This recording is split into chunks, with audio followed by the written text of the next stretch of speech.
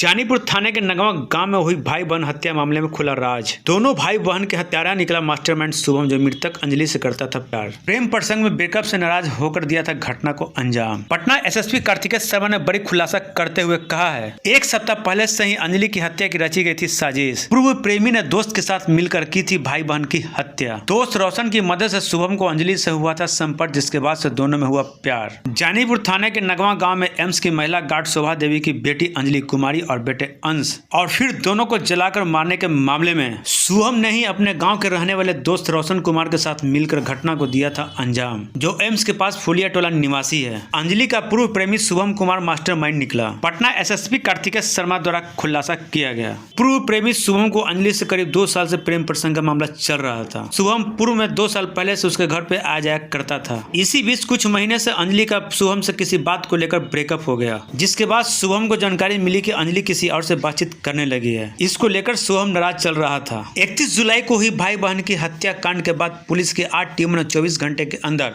शुभम और रोशन को गिरफ्तार कर लिया। एक सप्ताह पहले ही शुभम ने अंजलि की हत्या की रची थी साजिश। शुभम और रोशन योजना बनाने के बाद दोनों उसके घर पे गए। मेन गेट अंदर से बंद था। दरवाजा खटखटाने के बाद अंजलि गेट खोल बाहर आई। अंजलि का छोटा भाई अंश रूम में सो रहा था। दोनों हरामी शुभम और रोशन ने पहले अंश को ईंट से कुचल कर मार डाला। उसके बाद अंजलि पर वार किया। अंजलि के मुंह में कपड़ा ठूसने के बाद उसे भी मार डाला। उसके बाद उन दोनों दोगलों ने एक बोतल केरोसिन तेल छींटकर जला दिया। घटना के वक्त अंजलि और अंश के माता पिता घर पर नहीं थे।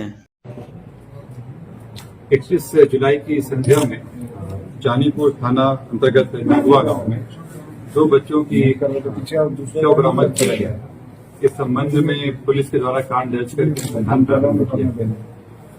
इसमें पुलिस के द्वारा एसएसपी की टीम को बुलाया गया, स्वान दस्ता को बुलाया गया और विभिन्न टीमों को बनाकर अलग अलग जगहों पर रेड छापामारी की गई, साक्ष्य संकलन किया गया और एक पूरी एसआईटी बनाई गई थी, जो सिटी एसपी पश्चिमी के निर्देशन में चल रहा था। इन लोगों के द्वारा त्वरित कार्रवाई करते हुए इस घटना को 24 घंटे के अंदर में घटित किया गया और जो इसमें अभियुक्त थे उनको गिरफ्तार कर लिया गया। ये घटना करने के लिए एक व्यक्ति जो पूर्व से जो जिनका देहांत हुआ है उनके परिचित थे और उनका उस घर में आना जाना लगा रहता था। इसी क्रम में वो पुरानी सुनियोजित ढंग से प्लानिंग करके वो आए और घटना को अंजाम दिया। घटना की प्लानिंग पहले ही हो चुकी थी। घटना के दिन ये सुबह में जाकर बगल के दुकान से मिट्टी का तेल, केरोसिन का तेल खरीदे और तेल को एक बोतल में रख के घटनास्थल पर गए। वहां पर जाने के बाद 2 बच्चे थे, एक लड़का एक लड़की। लड़का वहां पर सो रहा था, लड़की गेट खोली थी। ये अंदर गया और ईंटा से लड़का को मारा और लड़की का गला दबा के उसकी हत्या कर दी। हत्या करने के बाद साक्ष्य को छुपाने के लिए जो केरोसिन का तेल था उसे छिड़क के आग लगाया ताकि साक्ष्य को मिटा सके और घटना करने के बाद बाहर से गेट बंद करके चले गए। इसमें जब पूछताछ की गई तो उसने ट्रायल भी किया। इसके सारे सबूत हम लोगों को मिले, जो फुटेज है सीसीटीवी फुटेज वगैरह में भी आया है। जिसके हाथ से वो केरोसिन का तेल खरीदा था उस व्यक्ति की पहचान की गई, उसको भी पूछताछ किया गया और उसका भी स्टेटमेंट लिया गया। ये पूर्व में प्रेम प्रसंग और उसके बाद असफल प्रेम प्रसंग का मामला है और उसी में घटना की गई थी।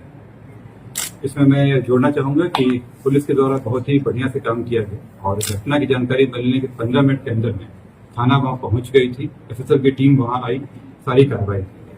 परंतु वहां के कुछ लोग, व्यक्ति विशेष लोगों के द्वारा अपने व्यक्तिगत लाभ के लिए वहां पे पुलिस को कार्रवाई करने से रोका जा रहा था। एक माहौल क्रिएट किया जा रहा था कि पुलिस वहां पे काम नहीं कर सके, खास करके वहां के एसएचओ को टारगेट करने की कोशिश की जाती है। मैं आप लोगों से ये भी अपील करता हूँ कि जब घटना होती है और कई मामलों में पुलिस की बहुत ही बढ़िया से काम करती है, वहां पे कई अपराधों को रोकती भी है, लेकिन कोई अपराध हो जाए तो पुलिस वहां पहुंच के साक्ष्य संकलन करती है।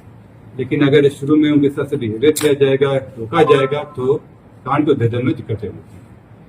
खास करके जब रोड जाम कर दिया जाता है तो पुलिस का जो आधा एनर्जी है वो लग जाता है जाम छुड़ाने में और उस कारण से जो बहुत ही इंपॉर्टेंट साक्ष्य होते हैं जो तुरंत इकट्ठे करने होते हैं वो मिल नहीं पाता है। इसी क्रम में जब कल मैं भी वहां गया था और वहां पर रोड जाम किया गया था और रोड जाम करने में भी वहां पे जो लोग कर रहे थे उनका मेन इशारा इसलिए था कि वो एसएचओ को हटा सके। उनका इसमें रुचि नहीं थी कि उनको भेदन हो सके। मैंने पहले भी कहा कि अगर आप हर मामले में थाना तक उठाते रहेंगे तो अनुसंधान कौन करेगा। और अगर पुलिस की लापरवाही आती तो हम लोग कार्रवाई करते भी, परंतु इस तरह का दबाव बनाना और केवल खास करके इस तरह की घटना या दुर्घटना हो जाए और उसमें अपने व्यक्तिगत लाभ के लिए इस तरह का कार्य करना निंदनीय है। मैं पब्लिक से भी अपील करूंगा और आमजनों से अपील करूंगा कि वो इस बात को देखें कि कहीं ऐसा तो नहीं कि उनके इमोशंस का गलत इस्तेमाल हो रहा है और इसका